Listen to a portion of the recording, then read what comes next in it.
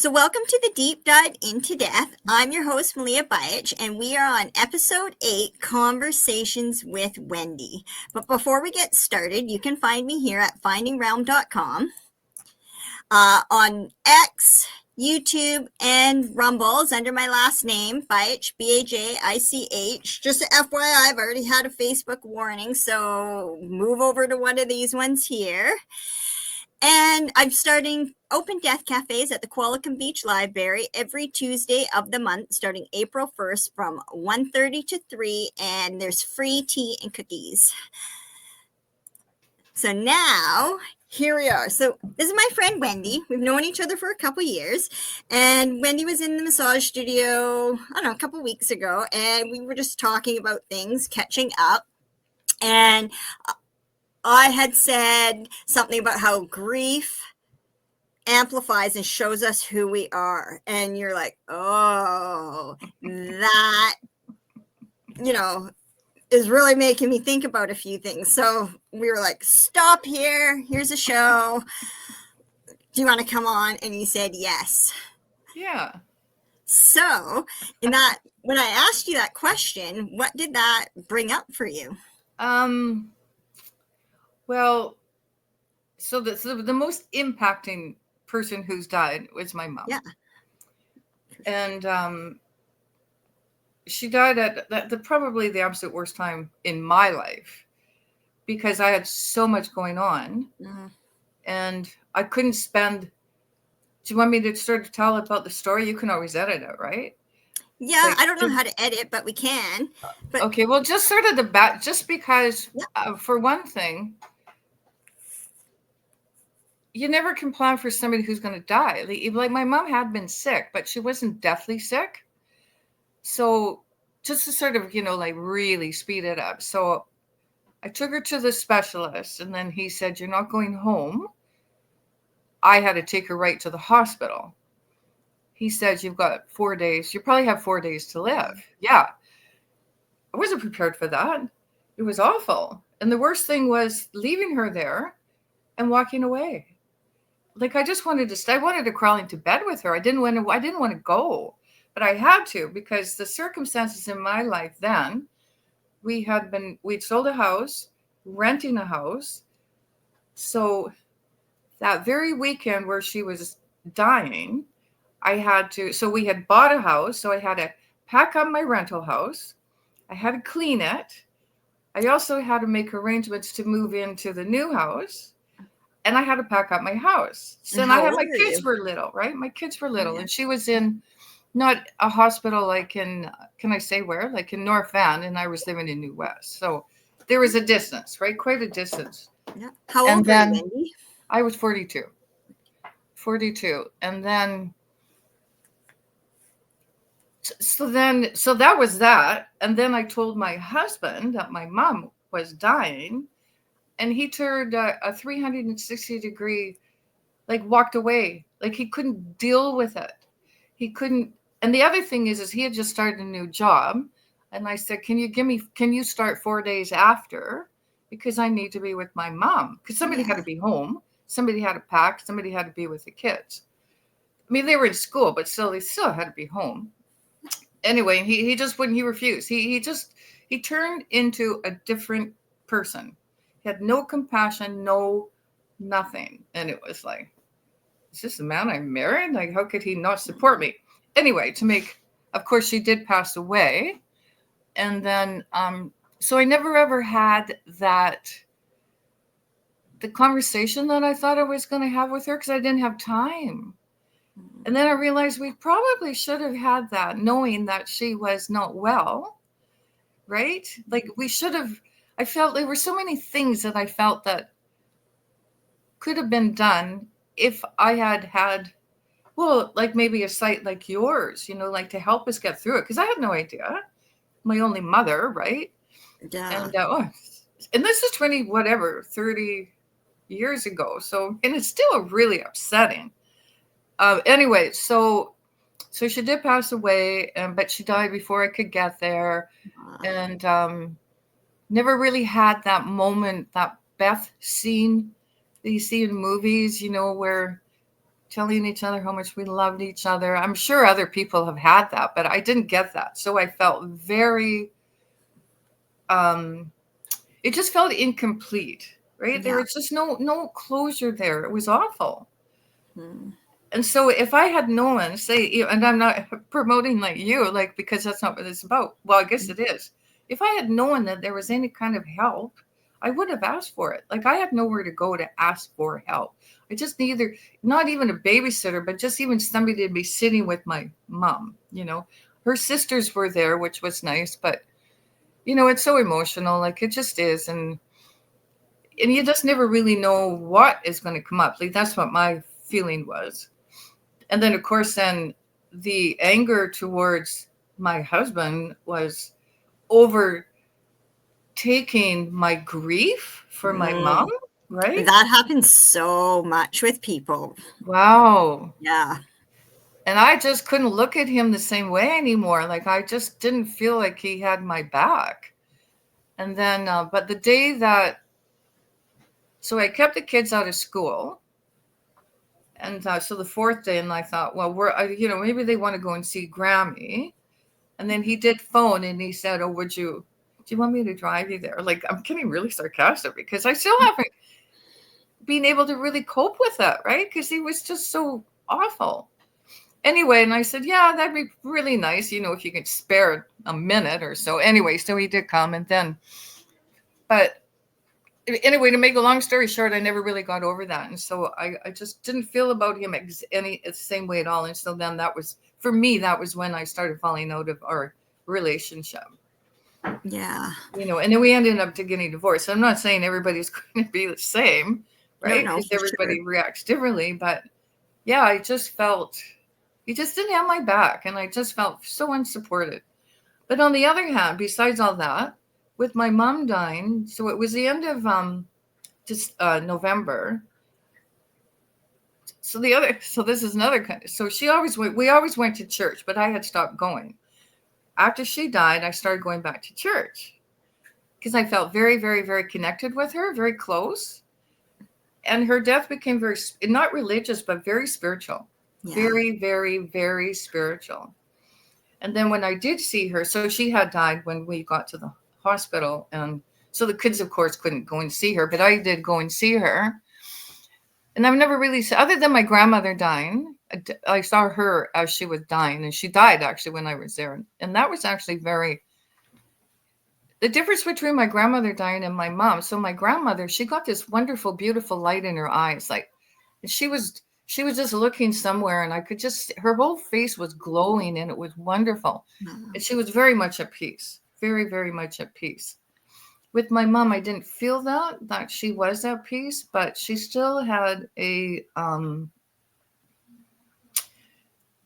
there was just something about, obviously she's not alive, but there was something about her body that seemed different. And it seemed, when I looked at it, I thought it looked lighter to me. And like before she was like in the active dying process, or when she started dying? When she was dying, I didn't really actually see her. I could only go and visit her for an hour, because by the time he got home, then I could go over and see her. So I never really didn't see her as she was dying. But what I thought, it just wasn't anything how I thought that it was going to be. Like, it just wasn't, right? It was, in fact, it couldn't have been more opposite. Yeah. Right. So then, no, I think that's a shock for a lot of people, right? Is because you see these shock. ways in the movies, or, you've got somebody say like your grandma, and you're like, oh, but those are, not it was a shock. Majority. And it was. And then it was like, and then walking away from her. So her body just looked lighter to me. Like, I didn't see a light or anything, but she did seem lighter. And then her face was very soft looking. So there was something about that, because, and I don't know what it is, but there was a little bit of a change, but that's all I can really remember. What were we talking about that? We were saying, a bit of the shock to the body. So shocked. Yeah. And then walking away from her was hard. Yeah. Yeah, it was hard. But I also didn't want to sit in the room with her either, if you know what I mean. Like I didn't, because I felt now, well, I can talk to her spirit anytime I want, Yeah. So yeah. So when you were growing up, did your mom or your parents or your family ever talk about death around you? Never. No, never. They experienced the war. Yeah. So a lot of their family and, people they know just obviously were killed. Never talked about it. Never talked about how they felt after. No. No, I can't. No, I don't think we ever had one conversation. Wow. Yeah. And that's like a going thing for a lot of people, especially of like the older generations that were in the wars and stuff like that. And that angle is it's almost like the kind of escape to Canada to not talk about it, right? Yeah. Or, I find that's kind of a repeated theme in amongst it. So how old were you when you experienced in the family or your first death? Well, with the grandmother, I was 30 and 42 with my mom. Wow. 42. Yeah. And then my dad, well, actually 6 months before that, my dad had died. Forgot about that. And he was vital. He had just remarried and he was really very happy. And yeah, but his death didn't affect me as much as my mom's did. Huh. Why do you think that was? Why do you think that was? I probably wasn't as close to him as I was with my mother. He was more independent, but he had also remarried. He was very, very, very happy. And he was spending obviously all his time with her. Like they hadn't been married very long when he died. And yeah, and then other than remembering that, it's like it was just weird. The thing is with death, it's like you can't ever like I couldn't pick up the phone anymore. It was like everything, right? And that was the thing with my mom too. I was thinking like I felt very lost and I felt very uprooted because I think our mothers, right, are our anchor, Totally. right? Yeah, most totally. of and then with her gone, and then it was like so I kind of became her. It was like I became her, like her role, right? Because I didn't have a mom, so I was the mom only. And then it was like I don't know. It was just like then what do I do? I don't have anybody to, like talking about phoning and talking about the kids, the grandchildren, right? Like that was missing because it wasn't that person to be so joyful about hearing what they've done or the same interest, the same feeling. Yeah. So you and your mom were pretty close then. We were very close. Yeah. What was her sign? She's a Cancer and I'm Scorpio. Oh, that's an interesting pair. Yeah. Hey, fun. I know, and my dad's a Taurus. So we were this tight little family. Yeah. And then a sister who's in Aries, so she was kind of an oddball. How did you go through your grieving process? I didn't. You didn't. So never. So 20-something years, because you said your mom died 20 years ago, and you still haven't gone through the process? Well, I have alone, mainly because what happened, of course, well, I'm so mad at him, and I was so upset with him, and I was so confused about that, like all the feelings. So I didn't know how to separate the feeling of being so disappointed by him and then the grief. Like I couldn't do both, right? I couldn't do both at the same time. Plus, I had to pack up a house.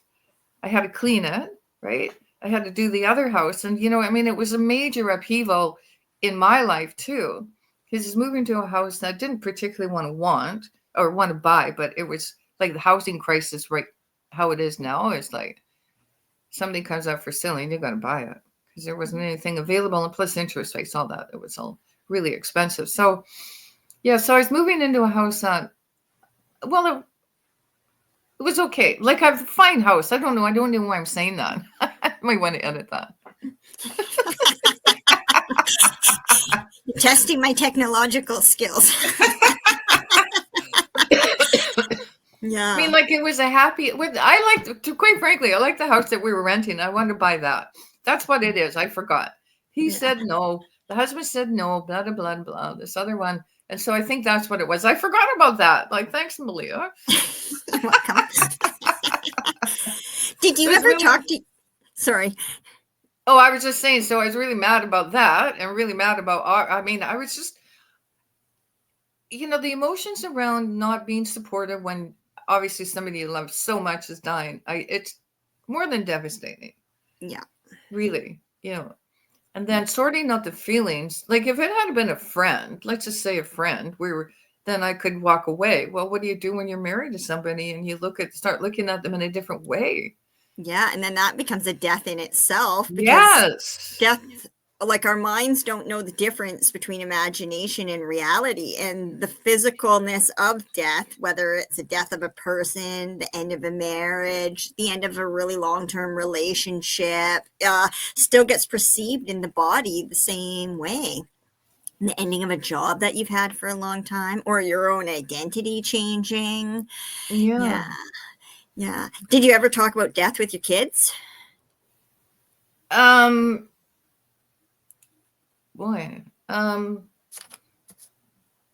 That wasn't on the list, was it? Well, that I know, but I know I said something about obviously Grammy dying. Yeah. I think I probably see. I have this. You see, so obviously death is permanent, and then you can never talk to the person again. And yeah, I'm missing and all that, like missing her dreadfully. And the anchor seemed to be gone. But on the other hand, I think what I would have said, because this is how I believe, is that even though Grammy isn't here in person, she's around us. Like her spirit is here. And I said, and I know that, and I think I said, probably would have said, you don't fear death. Like there's nothing to fear. It's more the pain that is like fearing the pain because it's so deep and it hurts. Mm-hmm. But then I'm pretty sure I would have said that because we don't talk about it even now, and they're like 40. I always the only thing I talk to them seriously about when I die is like I just say, okay, so I've got some nice stuff. Yeah. So who wants what?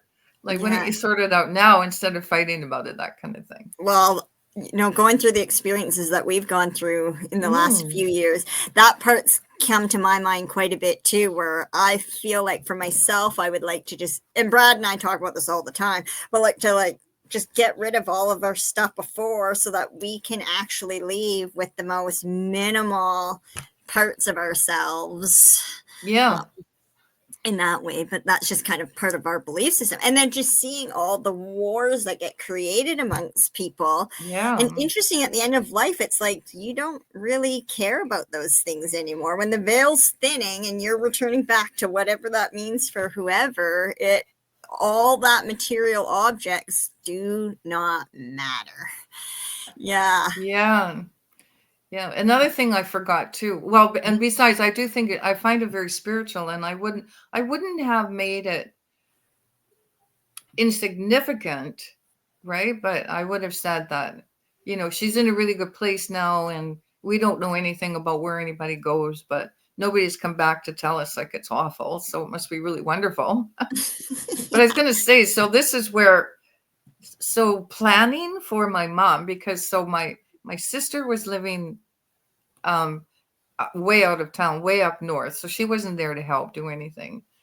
And that was another thing too. I forgot my mother-in-law, they were on holidays. Now, if she'd been around, obviously she would have been able to help.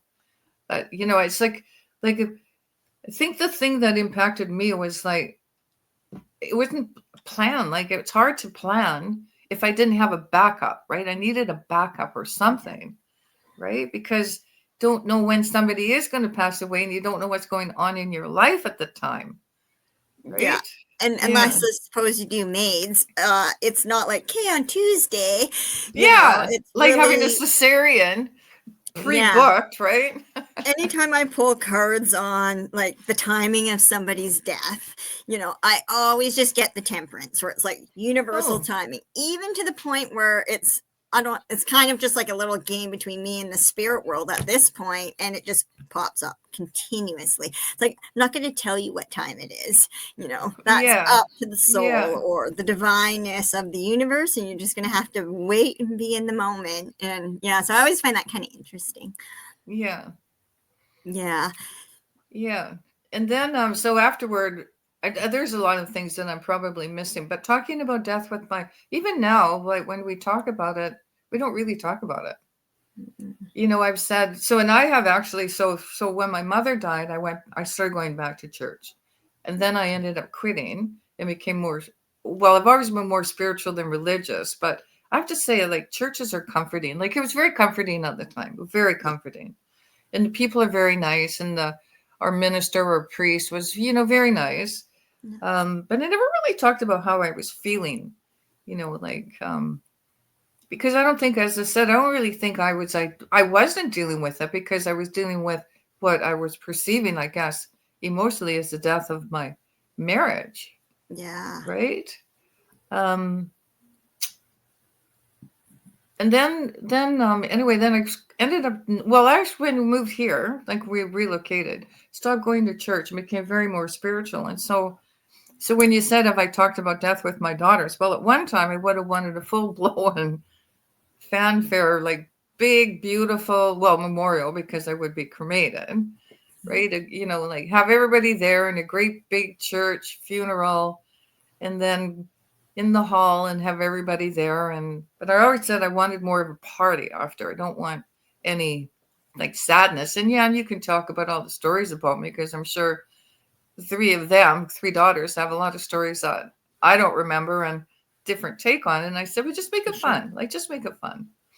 Anyway, now it's like, I don't want anything other than just of them, just close gathering and close friends, if I have any, like, who want to come to the wake. And yeah, because I think I've now realized, like, because I'm older, right? And so I don't know, nobody knows when you're going to die, but now my relationship now is more internally with me, emotionally, spiritually, and God.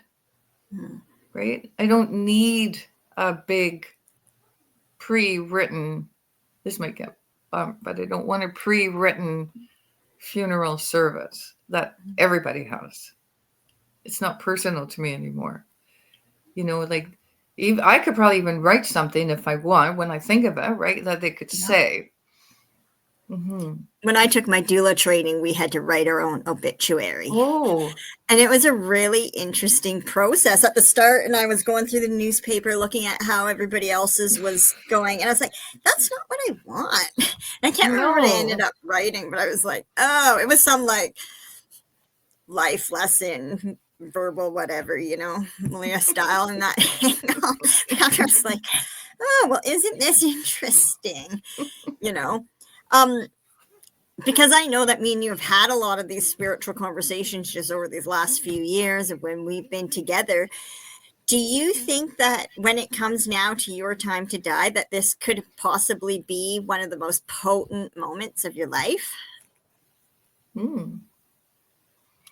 Most significant. Yeah. Yeah. And so it's kind of I don't funny know if how that's the right I word. don't know if it'd be potent for me, or is it potent for the people who experience somebody dying? Right? Yeah. Yeah. And I noticed that you had talked about how nobody's planned it, and that was your biggest, like, challenge when you noticed your mom dying. So now you're a mom with 3 girls. Well, they're adults now. And so looking at what that felt like for you, like, and now knowing, okay, it can go in either direction here, would you want to leave them with that same? No. Yeah. No, because you're too emotional. You're just so emotional, because you're losing whoever it is you're losing. But for me, I think if you have a good relationship with your mother, I think I don't think there's any more other than a spouse and your children. Okay, but I mean, the mom, your kids, and your husband, and I guess your siblings, if you're close to them. But it's the mother who's the anchor. Like it's our cord, right? Yeah. Yeah. Well, And she I carried just, us in her womb. yeah, yeah. Yeah. And I just felt that, well, you can never get that back again. I don't lose that feeling, but that physical seeing her, I don't know if we all think that when we actually do see our moms. Like, is it sort of subconsciously that we have that feeling of real, that cord connection? I don't know. There's a lady named Laura Logan. She's an investigative journalist, and she like years ago worked for 60 Minutes. And there was just this one piece, and I'm just kind of bringing back what I remember. But she was interviewing some girls that were being trafficked, like human trafficked. And it Oh, was in oh, Mexico. And the girls had said it was their mother that had sold them, right? And she was like, I why know. would you want to go back? And the girls were like, well, that's our mom. Oh So my gosh. it, that Yeah. has always just stuck in my mind. So when you're talking about like the connection with the mother, right? Of just like, even in those circumstances, there's still this need somehow to want to have this relationship worked out and worked through with the mom. Like, yeah, nothing against the dads or anything. This just happens to be where we're going in Yeah. our conversation right now. Just so Yeah. the dads know, still awesome. But so Well, they are. I mean, yeah, we wouldn't be here if we didn't have a father. totally. But just Yeah. when they had said that, it really just made me think about, even all the years in the massage studio when people are given their grief support and it's held in their body and going back to that womb work. Yeah, it's just that connection's really interesting. Yeah. Mm-hmm. So if I were to ask you, like, on your scale, because you said that you hadn't really processed any of that grief on one level. So 20 something years later, where are you with that spot now? Um, well, I've obviously dealt with it. I guess it's not obvious, but I just wanted to say, so because I hadn't dealt with it, and then the marriage did end up Yeah. breaking up. I just couldn't get past it. Mm. And he didn't do anything to help me either. So I mean, I'm not talking about, like bad marriage or anything. We had a really good relationship, but that was his way of dealing with it. And then yeah, I just couldn't get past it. But what it happened, so I was dealing with that. And then of course, when you go through divorce and all that, there's all that to do. And I had to pack up. I mean, this was a few years later, but I mean, I had to deal with all of that. So then what happened, I think it was, well, let's just say 10 years because I can't remember the time frame, but I ended up getting really sick. I contacted, well, what I was told was an autoimmune condition. But what I know now, it wasn't. It was an emotional response because I hadn't taken care of any of that. And then my body was just like, Wendy, like, come on. So I had to quit work. I had to quit every activity because I really could not move. I literally could not move. It was being held in your body. That was one of the questions. What did you notice physically about your body? Yeah, not in the beginning because and then I got really active, right? Started to exercise, run, and I guess that was part of maybe pushing it away. I'm not really sure now. Well, So maybe sorry, you didn't got think. active after it got stuck in your body, or were you active before it was stuck in your body? Well, I didn't know it was stuck in my body, so I know I was very active. Like very physically active. No, and I just think that it just got caught up with me. That's all I can say. Yeah, yeah. Because I hadn't really dealt with that. So things were building. So any little thing, any kind of emotional thing, it was almost blown out of proportion because it wasn't that big of a deal. But then when I got sick, my body just crashed. And literally I stayed home for 3 months other than going grocery shopping and stuff, but I really couldn't move. And that was when the grieving came out. Yeah. Big time. Yeah. Right? Big time because like I never run to medication to solve the problem, right? Like I've always known that it's the body and something's been held inside. So then I knew that the universe is saying, you can't go on like this anymore. You have to deal with it. You have to deal with this right now, or you're not going to make it. Emotionally, I'm going to become an alcoholic. Well, I was starting to drink a little bit more then. Yeah. And all that kind of stuff. And I'm not that kind of person. So I was forced to. And then plus, so this kind of, and then we talk about our pets being our savior. Well, one of my dogs had died, my sweet little darling dog. So that was another thing I was grieving. It was like, oh my gosh. Anyway, I ended up rescuing this sweet little Chihuahua from California. She was my savior because I think she was an angel sent to me because she listened to me and she herself was full of trauma, right? Like going from the States to walking on and she wasn't abused. Something happened to her. Like she just got lost and anyway, whatever. And then we found each other. And so she became my little angel. And I talked to her and great big brown eyes. And she'd fill up with, like I could see the compassion in her eyes. I mean, I really could. Then I thought I'd call her Grace. Didn't know her name because she was my grace. She was my saving grace. My saving grace. And so then I don't know what other people can do, whether talk to anything really. And so, yeah. And so then basically do you know what? I can't even say a time frame, but it took, quite frankly, it took almost 10 years to get better. But I mean, I wasn't in that heaviness right in the very beginning, but I was having breakthroughs. I had to go way back, stuff and emotion that I had stuff for over 10 years. I think it was more than that. Yeah. So it's better to what? I mean, you got to deal with grief and I knew that if I didn't, I would just continue to be really sick. Yeah. Did you have any tools that you found that helped get you out of those like specific dark nights of the soul? I did pray or meditate. I don't know what the word is, like they definitely asked for help through angels and guides. And I don't really remember what I would have found on YouTube then, because I don't know if it was such a big thing as it is now. Books, found a lot of books. Most of it was all self-healing. And most of it was just not running away from what my emotions were, what came up. The awareness that you knew that you had to actually deal with your emotions. I knew I had to go through it. Yeah. Mm-hmm. Yeah. Wow.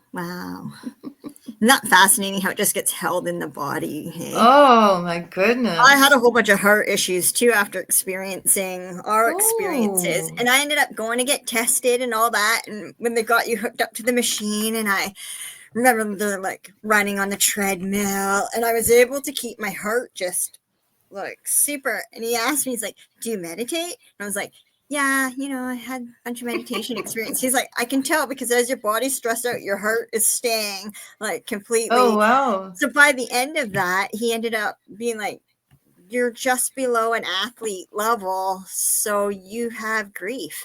And I mean, I knew that I had my grief to deal with, and I knew that it was physically, but I also just wanted to make sure that I wasn't bypassing anything either, right? And so after when he finally just told me that, it was like permission to like just be in the grief, even though you know it, but like it's almost like there needs to be that permission, right? When your body got to that certain point, same with me, it was like held there so much where it was like, okay, yeah, everybody wanting things and dealing with other people's emotions. Which became that mantra for me, which I've been sharing, is it's not my weight to carry, like all of the stuff that we are holding of other people's grief. Well, this isn't mine. You can have it back. I have my own. It's not mine to carry anymore. Right. Yeah. So to me, that was really powerful. Yeah. And it's interesting too, because I did go to the doctor and I was diagnosed with an autoimmune condition. And I knew at the time that was nonsense. But I mean, okay, how do I knew at the time that it was probably not what that was. But on the other hand, I didn't know what it was. I just knew it wasn't. So I went along with them, the doctor. and then the drugs that were prescribed. And I knew I didn't want to take that, but it was just like I didn't have that. There was a fight in me that just wasn't there, right? Because I was exhausted for one thing. Oh, I yeah. was absolutely exhausted. I was emotionally and physically exhausted. And so, but I did go to the doctor because, well, everybody was saying, well, you got to go. And I said, no, I don't. I said, I'm pretty sure I know what's wrong with me. Well, you better go. Right. And I had all the heart stuff, and my heart was fine and Right. everything. Yeah. Isn't that interesting how, we can say that we've had this heart stuff. So physically, the weight of like the grief, how it really does just sit in this heart center. Hey, Yeah. you had it, I had it, I know some Yes. other people that had it. So I just started asking people when they're like, my son is hurt, same thing, he's having a moment. And I just asked him, I was like, Carter, do you think that you're in grief right now? And he Oh. stopped and looked at me. He's like, well, I don't think so. I'm like, well, think of everything that's happened in these last little while, and then he saw me with Oh. mine. So maybe it's the repeat of that feeling or whatever, right? And he just stops there and thinks about it. And then it would happen again. But then he, okay, and That's actually powerful. yeah. Yeah. And for a young age too, to actually acknowledge that you do feel grief, I think that's really awesome. Yeah. In our household, we talk about it all the time, obviously, because now I'm death doula. Yeah, right. It always fascinated me, right? But so I rather, and probably why I've got the cleft palate. Funny when we had the conversation at the meeting. So speaking too much in a past life or not enough or whatever now, right? So for me, I have to get things out. I cannot not talk about things. It's just, I'm not a stuffer downer kind of human being. I'm a blurt it out as big, loud, however it goes, and I'll deal with the repercussions afterwards. Like, to me, that seems better than not saying anything at all. You see, and I'm the opposite. It takes me a long look. I mean, it's literally took more than 10 years to actually talk about how I was feeling about the grief. Yeah. Like, I don't do that. I internalize. And then, and then I realized, like, no, I can't do that because it is showing up in my body. And actually, you know what? I know it more now as I'm older. It's like, I can't do that. As soon as I get something, and I actually have had some of the symptoms since I've relocated. And then I know it's not the autoimmune condition. It's because I have funny, oddly enough, I get a funny feeling in my left side of my brain. And now I've actually recognized that. And it's like, oh, I'm not dealing with something. And so most of mine is all emotional because I store emotional. I don't talk about it properly. Yeah. And so now I realize I have to be very more vocal about how I'm feeling. Yeah. So, and I do have to say, so we were talking about horoscope signs, but I do have to say that I got very, very more interested in chakras. And so really realizing like where, like what's blocked, and it's always my throat, and I know that, right? So then I do try to express. And when I do, it's amazing how it does clear up. And then, so I'm always doing that kind of work just to make sure that it's clear and the energy is flowing nicely and freely. And then if I feel that it isn't, then I take time to concentrate on where that I feel like it's not really feeling a block. It's just feeling different. Like no flow. It's like nothing. It's not flowing. It's not. It's so anyway. So now I'm dealing more with that. It's taken me almost all my whole lifetime to get to this point of actually acknowledging my feelings. Well, and I mean, them. If we think of the older generations, like you guys weren't taught to acknowledge your feelings. Oh no! Like in that angle, right? So exactly. Don't be so emotional. Don't be so silly. Like quit crying. Why are you angry? Blah, blah, blah, all that kind of stuff. We weren't allowed to. And they weren't allowed to either. Yeah, for sure. For sure. So there's like a big shift I notice what I've been seeing when people are at the end of their lives trying to actually be able to start to communicate some of these things now in the older generations, right? Yeah. It's Interesting. Yeah. Yeah. Yeah, and of course, I never did that with my daughters either, right? Like they can Well, are you express going to start? anything and everything they want, and they don't stifle anything. After this, you're going to come with a big list. Okay. I, So here's the things that I want and need, and I don't want to leave you with this level of burden because I want you to be able to have your process to grieve when you need to grieve. yeah. Mm-hmm. Yeah. Wouldn't that be kind of something? Maybe, yeah. Yeah. So what's the big lesson moving forward that you can invite as a gift for others to learn?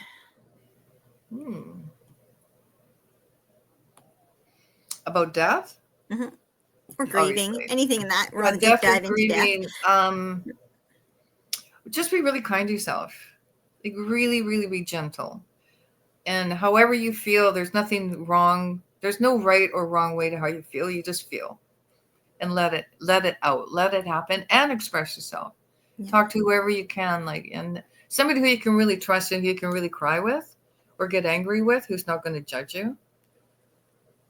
Because you have to express it. You just can't keep it inside and that's probably why so many people do get really sick. I was lucky not to have gotten anything what I did get because it wasn't life-threatening. It was just damn nuisance.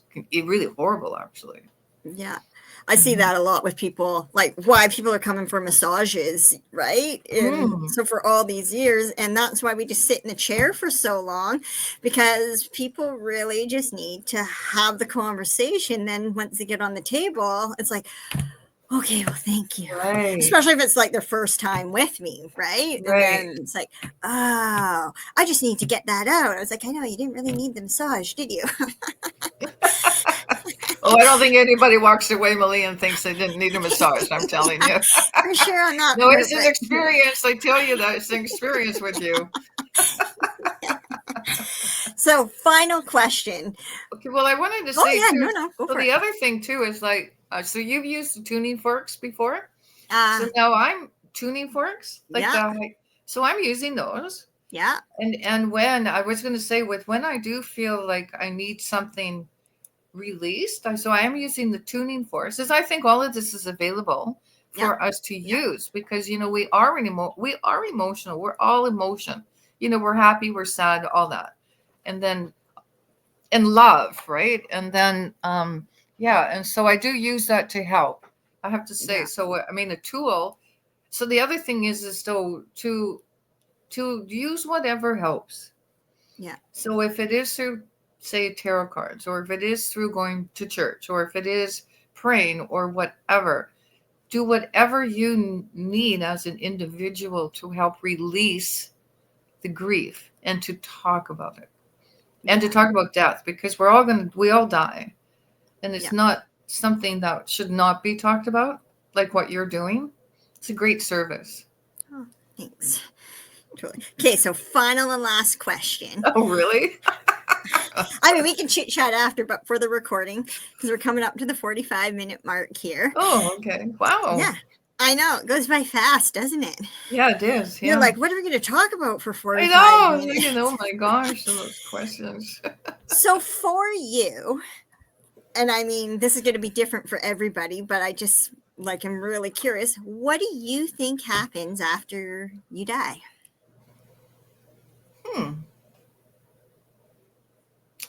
Well, whatever it is, I think it's a good place wherever we go. I really do. Because anybody I know who has come back and had near-death experiences, they always say that. It's not a bad place.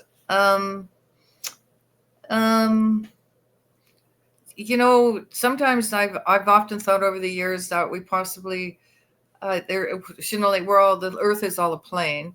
So who knows what is above Earth, really? Like what's around the universe. So there is a place where the soul goes. Where it is, I can't say, but it's a feeling that I have. And whether we, it's going to sound so crazy, whether we go back, I mean, reincarnation, do we go to different planets? Right? Like, are we taken care of by, or is our souls taken care of by, this is going to just sound so crazy, but are they taken care of? I'm as woo as woo can get, so go for it. Okay, like I mean, are there aliens, like other outer earthers? I think that's called, or Yep. whatever they're called, Extra worlders. dimensionals. Yeah, Yeah. like did they Yeah. take care of our soul? Like, is there soul catchers where we all go? I don't know. Mm. I don't think it's to be feared. Like, I don't have any fear. I think if I have any fear, it's more how I'm going to die. Mm. Right? Like, I don't want to be in days and days and days and days and days of pain. I don't want to just, slowly dwindle away. However, I mean, if that's well, it's going to be, then so be it, basically, because we don't know. Um, and then I do believe we come back, and how we come back, I don't really know. Like, I just don't. It is very mysterious, but I don't fear it. I don't think there's anything to fear. Yeah. I think there's like, yeah, as I say, like, I don't know, a great big place where all the souls go, and maybe we do see all the people who've been in our lives and we love and die. I don't know. That would be wonderful for that to happen. Yeah. Mhm. Neat. Cool. Cool. Well, thank you so much for being my second guest on the show, Wendy. You're so welcome. This was really great, and come back anytime you want to talk about death. Like, I'm super into it and that angle. And yeah, I appreciate it. Yeah, the only thing I could think of if I was to help anybody to come back would be like the different levels of grief. Because I know that's what I experienced. And when I had to go really deep, like deeper, most people, maybe they can get there really easy. I don't know. But I mean, I just got to a point where my grief was down to my feet or so in so deep, like so deep. And I didn't think the crying was ever going to end, ever. But it does. Yeah. Yeah. Mm-hmm. Yeah. Beautiful. And I got better. That's all I can say. I could feel that once I started identifying or really dealing with it and talking about it too. Most people don't want to talk about it. Yeah. They just don't. So And that's kind of what blocks us. Yeah. Yeah. And so finding somebody to talk to, or just talk to yourself. As I said, I got my sweet little Grace, and she was wonderful to talk to. I keep my higher self busy. I'm always like, change the timeline. Listen. Yeah. Funny. Maybe that is what it is right, dealing with your higher self, and then having your higher self help with grief. That's actually a good one. Good way to see it. Mm-hmm. Yeah. Okay. Well, I just know my higher self's not going to mess me over. So why would I not go back to it, in that angle? So it's really become an ally for me for a long time, but especially these last few years is really just like, okay, like make myself work with myself. Yeah. In that angle. Yeah. Mm-hmm. Okay, Wendy. Well, thank you very much. Don't jump, hit off, but I'm going to end the recording now. And then, yeah. Okay. So it's wonderful. Thanks for having me. You're welcome. Nice meeting